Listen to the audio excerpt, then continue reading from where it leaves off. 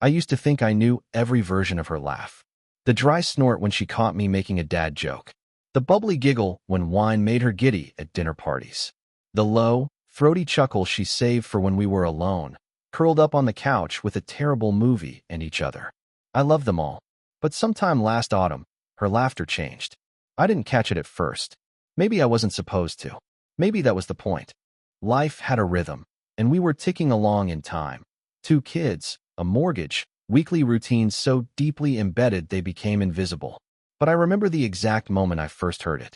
I was making coffee in the kitchen on a Saturday morning, the kids chasing each other in the backyard, and Sarah, my wife, was on her laptop at the dining table. She laughed, and something about it made me pause. It wasn't loud, but it was sharper. Not forced, not fake, but different. Crisp. Light. Like wind chimes in warm air. I peeked around the corner, half expecting to see someone else in the room. But she was alone, her eyes trained on the screen, one hand loosely covering her mouth. Then she clicked the lid shut, still smiling softly, and turned to me. "Want to go for a hike later?" she asked, voice bright. I remember nodding. I remember smiling back. But I also remember that laugh echoing in my ears long after she'd stopped smiling. It happened again a few days later. Same setup, Sarah working on her laptop, a fleeting laugh, quickly stifled. That laugh again. And each time, it gave me that same strange feeling in my stomach. Not quite dread, not quite suspicion. More like a nudge. Like something was off-kilter. Just a degree or two. But off. I didn't say anything for weeks. I told myself I was imagining it. I had enough on my plate between work deadlines and coaching James's soccer team. But I couldn't unhear it. And as the days turned to weeks, I started noticing other shifts. Small ones. Subtle ones. She used to fill the bathroom mirror with post-it notes, reminders, affirmations, lists of goals. One day they were gone. She stopped making her favorite tea before bed. Her phone never used to be locked. Suddenly it was. She wasn't cold or distant. If anything, she was more affectionate. More present in conversations. But it felt rehearsed. Like she was checking boxes. Smiling a half-second too early. Kissing my cheek with lips that didn't linger. And that laugh kept happening. Always when I wasn't in the room. Always when she thought she was alone. Eventually, I began to listen for it. That's when the fear crept in. Not the sharp, dramatic kind. No dramatic lipstick on collars. No whispering on phone calls. No strange cologne. Just the slow, quiet fear that grows roots before you even realize it's a weed. One night, we had friends over. Nothing fancy, just wine and board games in the living room. Sarah was radiant, lighting candles and pouring glasses, playing hostess like it was a performance she'd perfected. Halfway through the evening, while I was grabbing more snacks from the kitchen, I heard her laugh again. That laugh. And it was louder this time. Joyful. Real. I smiled. Until I heard who she was laughing with. Jeremy. Our neighbor. Mid-30s, graphic designer, recently divorced. Nice enough guy, the type who wore vintage tees and always knew the latest music before it hit the radio. I never thought much of him. Friendly, sure. Maybe a little too friendly. But he'd helped me fix the fence last summer, and our kids sometimes played together. Still, that laugh. When I stepped back into the room, the laughter died fast. Too fast. I watched Sarah tuck her hair behind her ear and glance away. Jeremy cleared his throat and reached for his drink. That night, as we cleaned up the wine glasses, I asked, lightly, "You and Jeremy seemed to have a good laugh earlier." She looked up, surprised. "Oh, yeah, he's funny." That was it. No elaboration. No details. Just a shrug and a tight smile. She turned to rinse a glass, and I stood there watching her shoulder blades move under the cotton of her shirt, wondering what was wrong with me. Why was I jealous over a laugh? Why did it make my throat tighten? I didn't say anything else that night. But I started watching. I started counting. In the following weeks, I made note of every time I heard her laugh like that. 5 times. All when Jeremy was around. At the mailbox. At the kids' school drop-off. Once at the grocery store, when I saw them bump into each other in the cereal aisle. Each time, the laugh returned. But never with me. Never once. Ours had become muted. Predictable. And the worst part? I didn't know how to bring it up without sounding insane. "Hey, honey, I noticed your laugh changed. Mind explaining who it's for?" Ridiculous. Still, the silence gnawed at me. So I did what I never thought I'd do. I looked through her phone. I waited until she was in the shower one night, and opened her messages. She'd changed her passcode. That was new, but it only took me 3 tries. Our anniversary. Her texts to me were normal, banal even. Grocery lists, pickup times, emojis of hearts and thumbs up. But Jeremy's name was there, and the messages were careful, not overt. No, I miss yous, or last night was amazing. But lots of inside jokes, teasing, compliments, and memes. So many memes. Funny ones, personal ones. The kind you send when you know someone's humor intimately. When you've built a private world out of punchlines and gifs. There it was again. That other life. The life she shared with him. The laughter reserved for him. I closed the phone and returned it to the nightstand, heart pounding. She stepped out of the bathroom moments later, towel wrapped high, eyes searching for something. She smiled when she saw me. "You look tired," she said gently. "Just thinking," I muttered, swallowing hard. She slid into bed beside me, pressed a kiss to my cheek, and turned off the light. In the dark, I lay wide awake. Not because I had proof of an affair, but because I finally understood something deeper, more painful than betrayal. She had created a new world of joy, and I wasn't in it. And that laugh? It was never coming back to me. The next morning, the world continued as if nothing had changed. Toast in the toaster, juice on the counter, the soft shuffle of little feet as Emma and Toby dragged themselves to the table, still groggy. Sarah handed them plates with the same easy rhythm, the same practiced warmth she always wore in the mornings. It was a performance I once found beautiful. Now, it felt like theater for one. Me. She leaned over and kissed my temple. "You heading to the office today?" I nodded slowly. "Yeah, I'll be back around 6. She smiled and turned to the kids, laughing as Toby tried to stack orange slices on his spoon. That sound, her ordinary laugh, was back. But now it felt like a decoy, a sound she used for this life. The one she performed, not the one she chose. By the time I got to the office, my skin felt tight. My thoughts kept spinning in the same ugly circle. I couldn't focus, couldn't breathe right. I pulled into a side lot and sat there, engine ticking, until a realization cracked open inside me. I had to know everything. I couldn't float in limbo, drowning in half-truths and maybes. I needed certainty, so I went back home. I told the team I wasn't feeling well and left after 15 minutes. Sarah would be at work, the kids at school. I had hours. It wasn't the first time I'd been driven by suspicion, but this was the first time it felt justified. And yet, as I stepped into our house, everything looked exactly as it always had. Sunlight through the curtains, shoes neatly aligned by the door, the scent of her lavender diffuser in the air. I headed for the bedroom. Her phone wasn't there. Of course not. She never left it anymore. Not like before. That alone was a change I should have noticed sooner. I began to check other places. Drawers, nightstands, closet corners, then the bathroom cabinets. And that's when I found something strange. A thin wooden panel above the sink looked slightly askew. I stepped onto the tub's edge and reached up. My fingers found a gap, just enough to wedge inside. I pulled gently. The panel popped loose. And inside, nestled like a secret, was a second phone. My stomach dropped. It was older. No case. No fingerprints. Tucked away like a guilty thing. It was also off. I didn't turn it on right away. I stood there for minutes, staring at it like it might explode. Because this wasn't just a burner phone. This was a truth bomb. When I finally powered it on, it asked for a PIN. I tried birthdays, anniversary dates, Emma's middle name. On the 4th try, it opened. And there it was. A world behind glass. Messages from Jay, not Jeremy, apparently, but someone who sent hearts, fire emojis, and late-night photos. Most of them were innocent, snapshots of rooms, meals, outfits. But the tone was intimate. Subtly so. Sometimes teasing. Other times vulnerable. Her replies were full of that laughter I no longer heard. Her language was freer. Lighter. She called him Blue. No context. Just a nickname that made my jaw clench. The messages stretched back months. Not years. Yet, but enough to make my skin crawl. Enough to know this wasn't a fling. It was a slow-burning fire she'd kept away from our home life. Enough time to shift her heart. She'd sent him a photo of our backyard once. "Our garden looks amazing this time of year," she wrote. His reply, "You do too." And then one that crushed me. If things were simpler. No finish. Just that. An unfinished thought. Like a door left open. I didn't know what to do next. My legs were shaking. My mind screamed confront her. but something deeper, colder, whispered, "Not yet." So I did what I always do when the world spins. I took control. I backed up the phone, cloned everything onto a flash drive. Then I turned it off and put it back in the duct. When Sarah came home that evening, everything was normal. She kissed me on the cheek again, asked about my day, joked about Toby's artwork at school. I answered in kind, smiled, laughed even. And every time she laughed back, I listened for the difference. That other laugh never came. That night, I lay beside her while she read a book.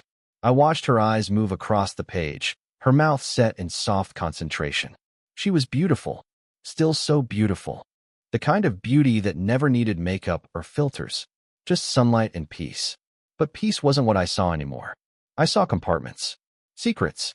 I waited until she was asleep before I slipped out of bed.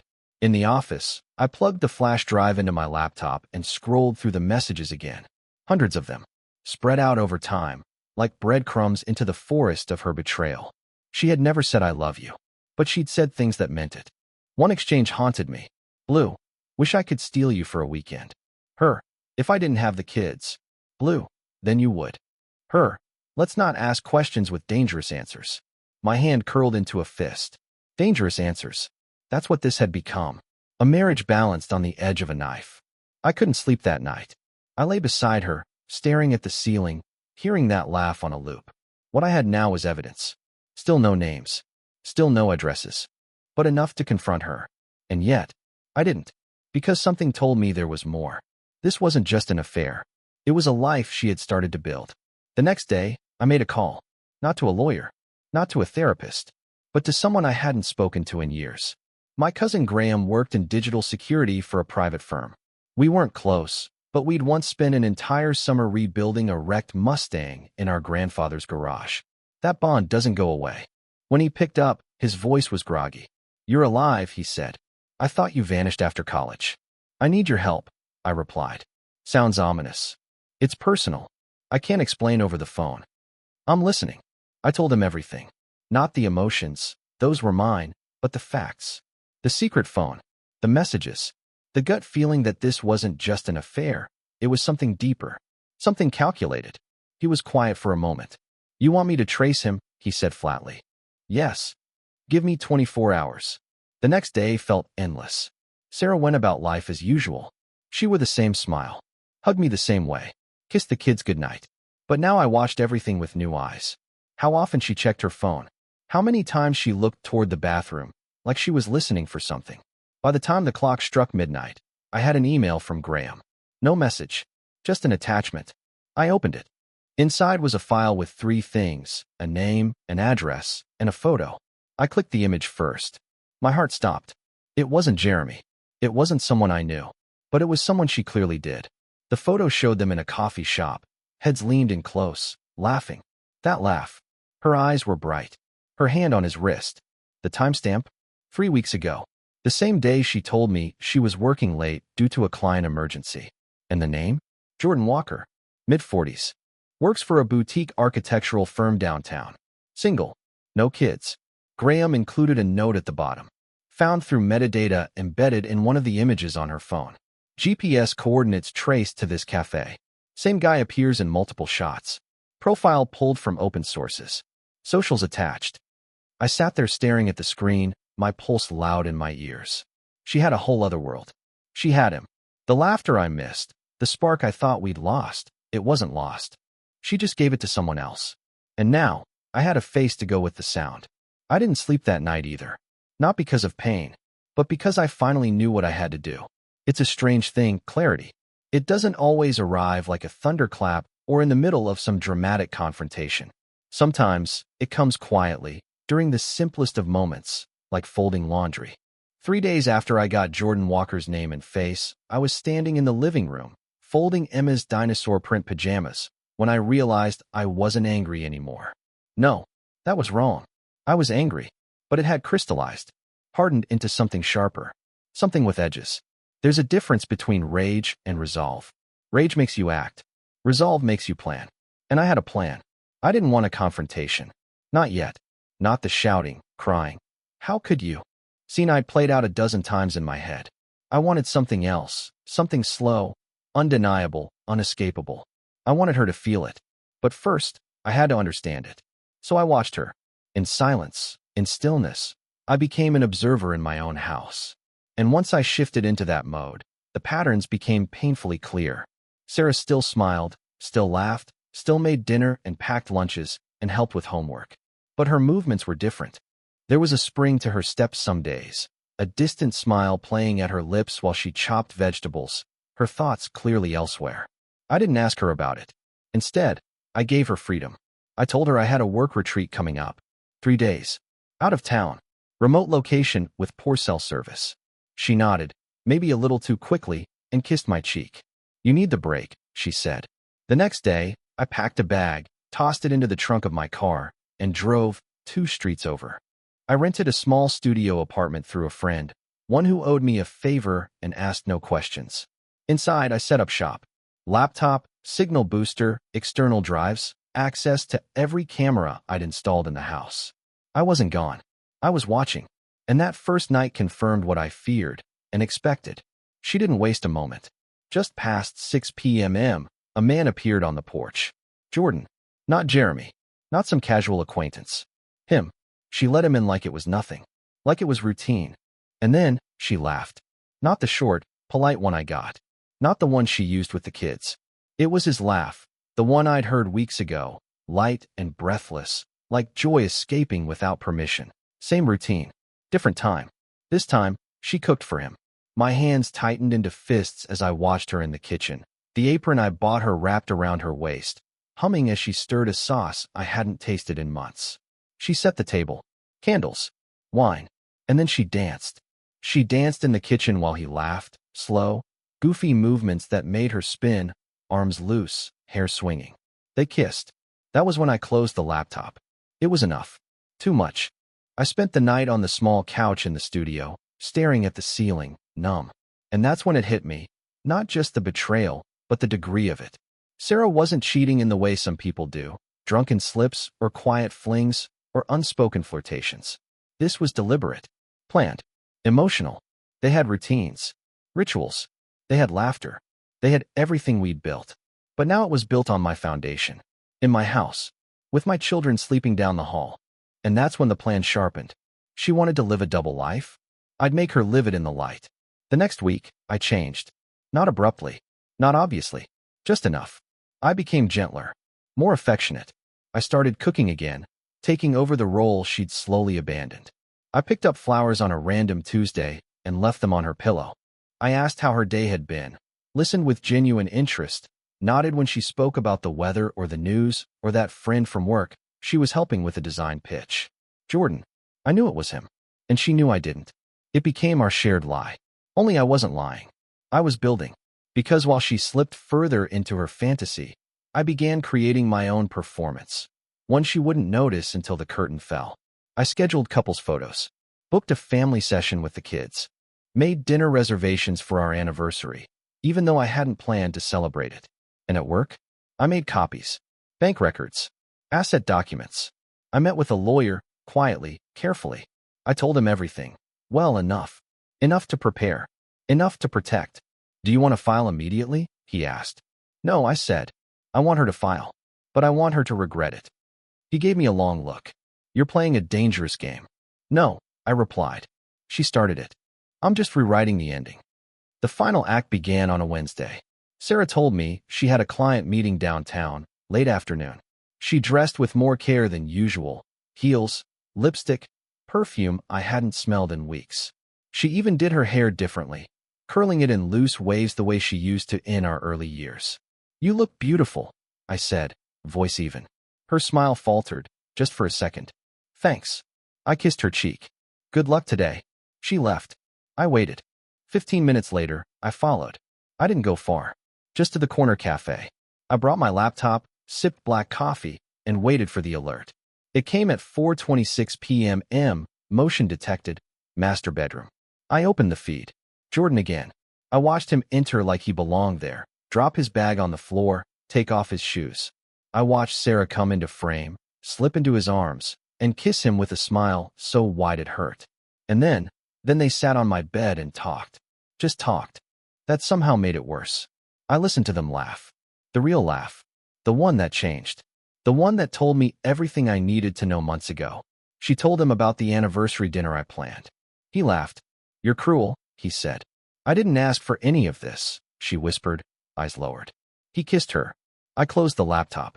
That night, I made her favorite dinner. She came home late, smiling, a little flushed. You cooked? She asked, surprised. Of course, I said. You've been working so hard lately. I wanted to do something nice.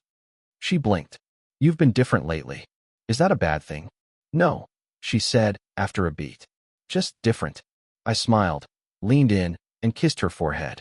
Maybe I've just finally remembered how lucky I am. And in her eyes, I saw it, the flicker of guilt, the crack, the beginning.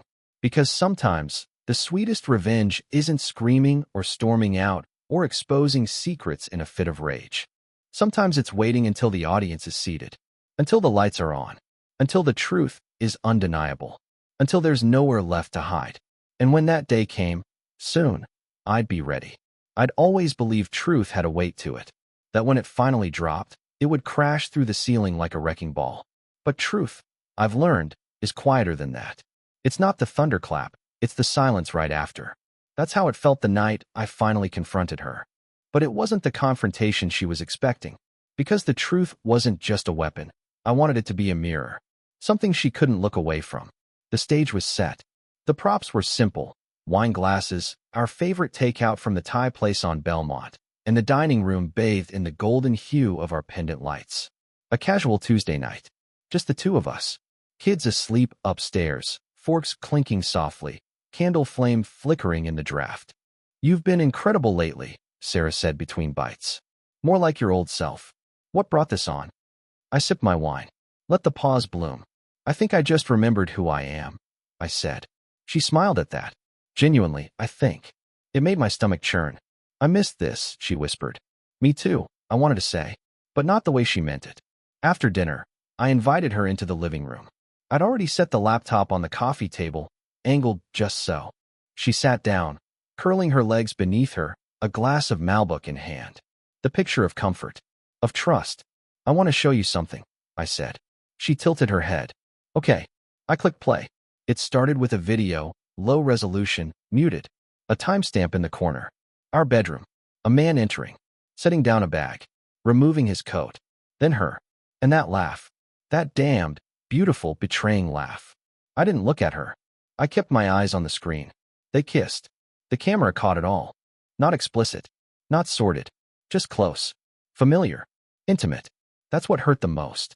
When the video ended, I finally turned to her. She hadn't moved. Her wine glass sat untouched, her lips parted slightly, breath shallow. And her eyes weren't wide with fear or anger. They were wet. She didn't even ask how I got the footage. Didn't ask how long I'd known. Because she knew. And that, somehow, was worse. She began, voice cracking. No, I said softly, holding up a hand. Don't. She fell silent. I reached into the drawer and pulled out the second phone. Placed it gently beside her wine glass. She stared at it like it might burn her. I don't need you to explain, I said. I already know more than I ever wanted to. She looked down. It wasn't supposed to be real, I asked. She nodded. It started as something small. Harmless. I nodded, too. Not because I agreed, because I understood. There's a difference. You gave him the best parts of you, I said. The light. The laughter. I don't even know when it happened. I just know that one day, you stopped looking at me like I mattered. Tears rolled down her cheeks. She didn't wipe them away. Then why, she whispered. Why all this? The dinners? The gifts? The photos? Why act like everything was fine if you knew? I leaned back. Because you needed to see what you left behind. That landed. She winced. I continued. Because I needed you to feel the weight of what you dismantled. Not in a fight.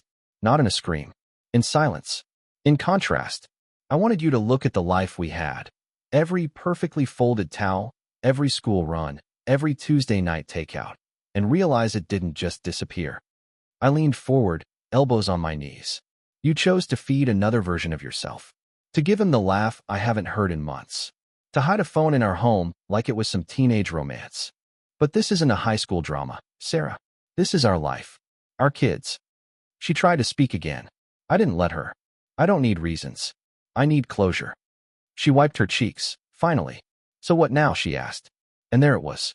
The question she feared. The question I'd spent weeks preparing for. I handed her an envelope. Inside, divorce papers.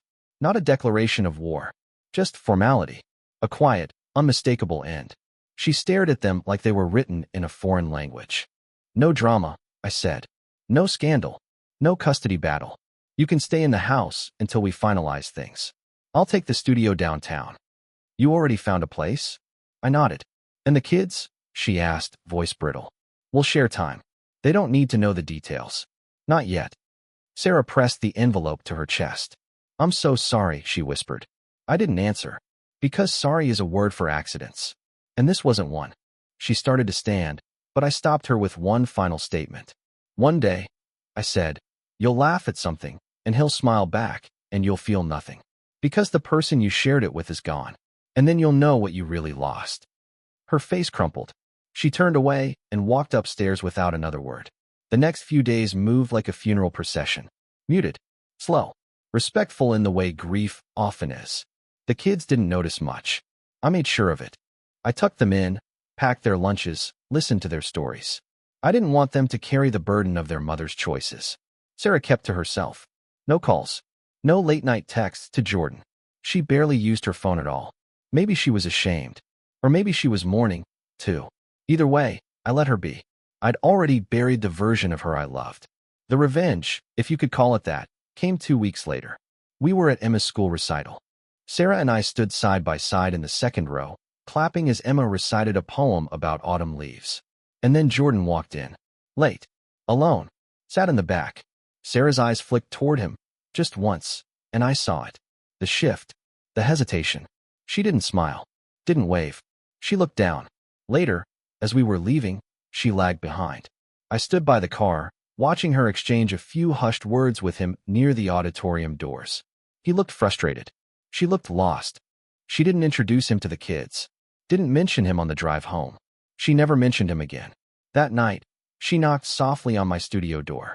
I let her in. She didn't bring the papers. Didn't ask for forgiveness. She just sat across from me and said, I made a mistake. I met her gaze. No, I said. You made a choice. And I watched the truth land again. Quiet. Undeniable. Heavy. The house didn't feel like a home anymore. Even after Sarah moved out, there was something hollow about the walls. The echo of laughter that once made the rooms feel warm had vanished, and in its place was a silence that was neither peaceful nor tragic, just empty. I stayed, at first, for the kids. I painted Emma's room in her favorite seafoam green and let Toby pick out glow-in-the-dark stars for his ceiling. I kept up the routines, school drop-offs, pancakes on Saturdays, reading bedtime stories even when my voice cracked halfway through. I smiled more than I wanted to, laughed when I could. But there were nights I'd sit at the kitchen table long after they were asleep, staring at a single chair across from me, unable to move. Sarah didn't ask for forgiveness, and I never offered it. She signed the divorce papers quietly, 2 weeks after our conversation at the studio. We didn't use lawyers to tear each other apart. We agreed on shared custody, divided assets fairly. It was all very civilized. Polite, even. That made it worse. Because I didn't want blood. I wanted truth. And the truth is, you can love someone and still decide to leave them behind. I didn't hate Sarah. I hated what she did. I hated how long I'd lived in a house filled with fiction. But hatred burns out quickly. Regret lingers. She stayed with Jordan for a while. I knew, though she never said it. The kids never met him. She kept that boundary, maybe out of guilt, maybe out of fear of how it would look. But I could tell, in the way her shoulders tensed at drop-off, in the way she asked if I was okay without actually asking. Eventually, I heard through a mutual friend that they'd broken up. Something about how she wasn't where he thought she'd be. I didn't flinch. I already knew she wasn't. One afternoon in late spring, 6 months after she moved out, I picked up the kids from school and took them to the beach. The sky was smeared in pale blues and honeyed light, the wind just sharp enough to lift Emma's hair as she ran down the sand with Toby behind her, laughing. That sound, their laughter, was the first genuine joy I'd felt in months. I watched them, barefoot and carefree, racing along the edge of the water like the world hadn't shifted beneath them. Maybe it hadn't. Maybe they were too young to notice the cracks in the foundation. Or maybe Maybe I protected them better than I realized. As I stood there, watching the sun dip lower, my phone buzzed. It was Sarah. Do you have a moment to talk tonight? I stared at the screen for a long time before typing. After bedtime. 8 o'clock. She arrived just after 8, dressed simply, hair pulled back, no makeup. Not in a way that said she'd stopped caring. In a way that said she didn't want to pretend anymore. We sat on opposite sides of the patio table. No candles. No wine. No pretense. Just the air between us and the weight of everything we hadn't said. I miss them, she said softly. More than I thought I would. They miss you too. But not me, she said, voice tight. Not the version of me I've become. I said nothing. She looked down at her hands. Jordan's gone. It ended. I know. Her eyes lifted, surprised. I shrugged. It was always going to. She nodded, as if she'd known too. I never wanted to fall in love with someone else, she said. It just started with laughter. It felt harmless. Like I was getting something back that I'd lost. But it wasn't you who changed. It was me. I was the one who drifted. Still, I said nothing. Because none of this was news. I think, she continued. I started laughing that way with him because I didn't know how to cry. That landed harder than anything else she'd said. And for the first time in months, I looked at her not as the woman who broke me, but as the woman who'd been broken long before I realized. She wasn't excusing it. She wasn't asking for repair. She was just reckoning. I'm not asking to come back, she said finally. I just wanted you to know that I see it now. Everything I had. Everything I threw away. I let that linger in the quiet. Then I nodded. And that was it. No hugs. No second chances. No grand monologues or cinematic reconciliation. Just truth, spoken plainly. And, in its own way, that was enough. The rebuild wasn't dramatic. There was no new love waiting around the corner, no magical breakthrough in therapy. It was slow, messy, mundane. It was doing laundry at 10 p.m. because Toby spilled juice on every clean shirt. It was explaining to Emma why some parents don't live together without making one of them the villain. It was learning how to sleep in a half-empty bed without reaching for someone who wasn't there. But over time, something new began to take shape. The kids adjusted. The house filled with different kinds of laughter. I redecorated, painted the walls a cooler shade, moved the furniture, opened the blinds more often. I started running again, joined a weekend cycling group, even tried cooking something beyond grilled cheese. I found comfort in solitude. I found purpose in presence. And one night, nearly a year after everything collapsed, I sat on that same patio, alone this time, with a beer in hand and a breeze in the air, and I laughed. Not loudly, not bitterly, just a short, real laugh. At a memory, a song, a story I'd read earlier. It wasn't forced. It wasn't practiced. It was mine. And I realized something I wish I'd known all those months ago. Some laughter doesn't change. Some of it just gets buried. But if you wait long enough, dig deep enough, care hard enough, it can return. Not for someone else. Not because of someone else. But for you.